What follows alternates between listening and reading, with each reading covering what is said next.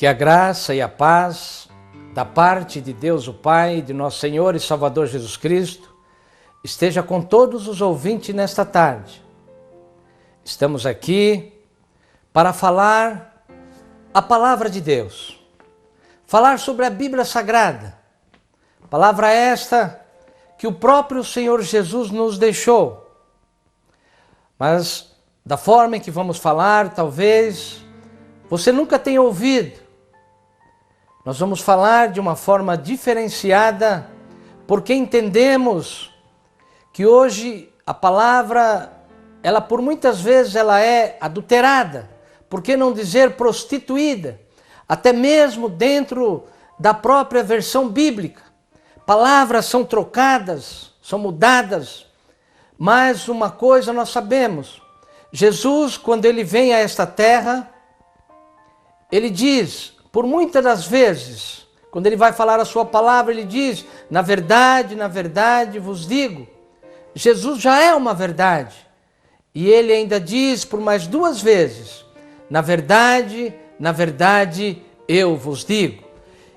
E quando eu vou falar a palavra de Deus, eu quero ter sempre o sentimento de que eu estou falando somente a verdade. Porque conheci uma pessoa que ao pregar a palavra, ele dizia, quando ele ia dizer o nome Jesus Cristo, ele parava, fazia uma pausa, era como que se ele fosse falar o nome mais precioso da face da terra, e ele dizia, Jesus Cristo, e do seu rosto rolava algumas lágrimas. E é assim também que eu quero fazer nesta tarde. Eu quero pronunciar o nome de Jesus da forma que deve ser realmente. Mas eu tenho aqui ao meu lado o evangelista, irmão Milton, que também está conosco para falar a palavra de Deus. Graça e paz para todos, né? É importante ouvir aí a mensagem que nós temos para você, para a sua vida, para que você venha entender o que realmente Jesus quis dizer. Conhecereis a verdade e ela vos libertará. E realmente essa verdade ela tem libertado muitas pessoas, libertado de todo o seu ego, de toda a sua vida material aqui na terra, realmente para desligar de tudo que temos aqui nessa terra. Também está conosco o evangelista, o irmão Israel, também cumprimentando os amados ouvintes. A paz do Senhor a todos os ouvintes da palavra de Deus, que essa mensagem fica gravada em seus corações, porque nós estamos aqui para falar a verdadeira palavra de Deus, amém?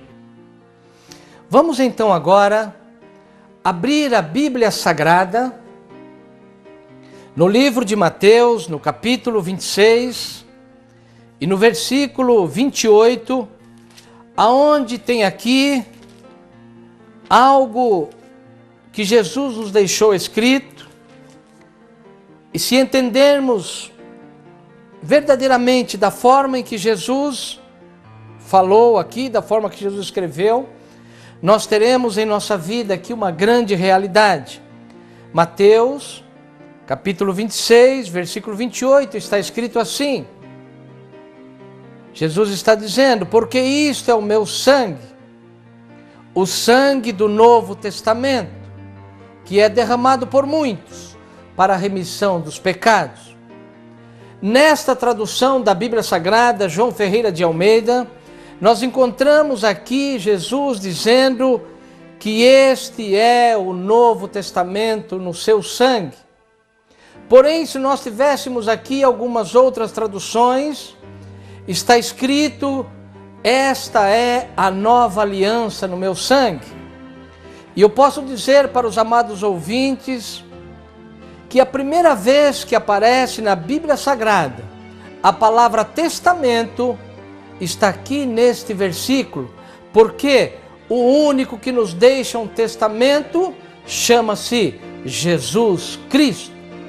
Ou melhor, para você entender, daqui para trás, a palavra usada como pacto seria a palavra aliança, porque nós encontramos em todo o espaço onde nós chamamos de Antigo Testamento, nós encontramos por 277 vezes como pacto a palavra aliança. E somente aqui, em Mateus capítulo 26, versículo 28, entra pela primeira vez a palavra testamento. Porque Jesus está dizendo, este é o testamento no meu sangue. Portanto, lá onde nós vemos Antigo Testamento, foi o homem que assim definiu, foi o homem que assim quis escrever, porque na verdade não é Antigo Testamento, é a Antiga Aliança. E você pode dizer assim, mas pastor, qual é a diferença aí entre aliança ou testamento? Porque muitas Bíblias em Mateus 26 e 28, muitas traduções, vem escrito, porque esta é a nova aliança no meu sangue. E eu vou dizer agora para você com toda certeza, Jesus não deixa para você uma aliança, Jesus deixa para você um testamento. E isto faz a diferença. Logo sabemos então que existe uma diferença muito grande entre a palavra aliança e a palavra testamento. Mas eu posso lhe dizer, somente a teologia ainda não encontrou essa diferença. Por quê? Em uma aliança, eu tenho aqui uma aliança com a minha esposa, sou casado há 33 anos e eu tenho uma aliança. Porém, se um dos dois vier a falecer, a própria Bíblia diz que acabou a aliança. Não há mais aliança, mas a palavra testamento, existe uma diferença. Até porque o próprio dicionário português identifica a palavra testamento como sendo o último desejo de alguém antes da sua morte. Mas a palavra aliança apenas identifica-se como aliar-se. Então, grande diferença entre aliança e testamento. Até porque eu posso acrescentar dizendo que para se haver uma aliança, os dois têm que estar vivos. E para haver um testamento, o testador tem que estar morto e quem vai receber o testamento tem que estar vivo. Então nós temos aqui não um novo testamento, nós temos aqui, na verdade, um testamento verdadeiro. Porque de Mateus para trás, eu posso lhe dizer com toda certeza, ninguém morreu pela minha salvação e nem pela tua salvação. Portanto, somente Jesus morre, dá a sua vida, dá o seu sangue para deixar um testamento. Então, quando ele diz aqui, este é o testamento no meu sangue. Portanto, o homem colocou aqui, este é o Novo Testamento, para que você entenda que também existe o Antigo Testamento. E não existe. O que na verdade existe é uma antiga aliança. E agora, o que existe de Mateus para frente está comprovado no sangue de Jesus Cristo. Amém, irmão Milton? É assim? Amém, desse jeito, dessa forma, né?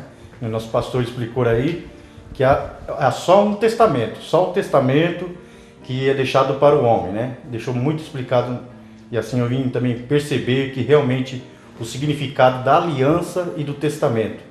Já estudei teologia, não concluí ela toda, mas avancei bastante a teologia e nunca me explicaram o que o pastor está falando para nós, né? O significado da aliança e do testamento. Hoje eu posso dizer que aprendi isso e é aquilo que eu falei, né? Conhecereis a verdade e ela vos libertará. Então, às vezes a gente cita isso, conhecereis a verdade, vai libertar de quê? De quê? Né? A pessoa pode falar assim, você conhece a verdade e vai libertar do seu cigarro. A pessoa própria que está fumando o seu cigarro sabe, conhece a verdade, que aquilo ali é prejudicial à sua saúde, tanto física como espiritual, né? Mas esta verdade que Jesus realmente falou é uma verdade muito mais além daquilo que a gente possamos imaginar, né? Não é uma verdade que a pessoa fala, olha, vamos conhecer a verdade, você vai ser liberto, mas realmente essa verdade que Jesus citou, conhecereis a verdade e ela vos libertará, é a verdade que está no seu sangue, é a verdade que está na sua morte. E essa verdade é que é para libertar você da lei, né? Como diz Paulo lá, que a lei ela serviu para duas coisas, né? 1 Coríntios capítulo 3, versículo 7, ela fala que serviu para matar né? A lei serviu tão somente só para matar, só para julgar, né? E vemos passagem da Bíblia que Jesus estava lá no auge da lei ainda, né? Estava no auge do testamento ainda, né? Que foi apanhada uma mulher em adultério, como você conhece essa passagem, né? E eles falaram, olha, a lei de Moisés nos diz que as tais sejam apedrejadas, né? Essa realmente é uma escravidão. Era escrava, a pessoa era escrava da lei. E ela precisa ser libertada dessa lei. Precisa ser libertado daquilo que te oprimia, que prendia. E Jesus falou, tão somente no qual vocês conhecem, né? Aquele que não tem pecado, seja o primeiro a tirar pedra. Então, a Bíblia fala em João 1, versículo 17, que a lei foi dada por Moisés, mas a graça e a verdade vieram por Jesus Cristo. Então essa graça, essa verdade é que nós estamos falando para você nesta hora, né? Conhecereis a verdade e ela vos libertará. Então, tão somente aqui o testamento, isso que nós vamos passar para você nessa hora sobre o testamento, sobre a aliança, no qual ele frisou muito. Vamos ter aqui um debate, né, entre nós aqui, para realmente explicar para você o significado da palavra, do que ele falou assim, olha, a palavra está adulterada, né, foi corrompido, e realmente foi corrompido. Ah, mas você pode falar para mim assim, não está escrito lá que ai daquele que tirar um tio da palavra, ai daquele que acrescentar. Está escrito, Jesus deixou escrito. E quem acrescentou e quem tirou o tio da palavra não foi pessoas contemporâneas, não foi pessoas dessa hora que vivem, né? Foi pessoa bem antes de Jesus Cristo também, vem aumentando, adulterando a palavra, né? E queremos de uma forma muito ampla passar para vocês, né? Para que vocês possam entender, porque teologia nenhum vai explicar o que estamos explicando aqui para você. Amém, pastor? Agora que nós já sabemos, e o irmão Milton aqui, meu companheiro evangelista, acabou de dizer, quando Jesus fala, conhecereis a verdade, e a verdade vos libertará, hoje nós sabemos que muitos versículos bíblicos passaram a ser jargões, passaram a ser, versículos decorados, pois a pessoa diz, conhecereis a verdade e a verdade vos libertará. Mas você cita certas verdades que estão na Bíblia e você vê que as pessoas não conhecem. Como, por exemplo, estamos dizendo agora, na antiga aliança, era somente morte de animais. E a própria Bíblia diz que lá os pecados eram encobertos. Mas vem Jesus, nesse texto que nós lemos de Mateus 26 e diz, este é o testamento no meu sangue. Talvez você não saiba o peso da palavra em que Jesus está dizendo. Porque aqui, como dissemos, Jesus faz a ceia em Mateus 26 e quando ele está terminando a ceia ele diz, este é o testamento no meu sangue. E eu quero ler com você agora um pouco antes, aí no mesmo capítulo, Mateus 26, para você entender.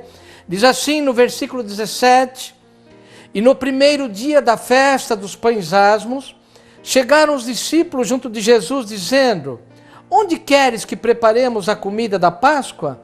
E ele disse, ide à cidade a um homem e diz-lhe, o mestre diz, o meu tempo está próximo, em tua casa celebrarei a Páscoa com os meus discípulos. Mateus escreveu dizendo que Jesus falou, o tempo está próximo. Porém, nós sabemos que em Lucas está escrito, e é chegada a hora. Será que você consegue entender isto? Jesus estava anunciando a sua morte. E por ele estar anunciando a sua morte, ele diz, já se passaram 4.000 anos de histórias. E morreram muitas ovelhas, morreram muitos carneiros, morreram muitos bodes. Mas agora Jesus diz assim, é chegada a hora.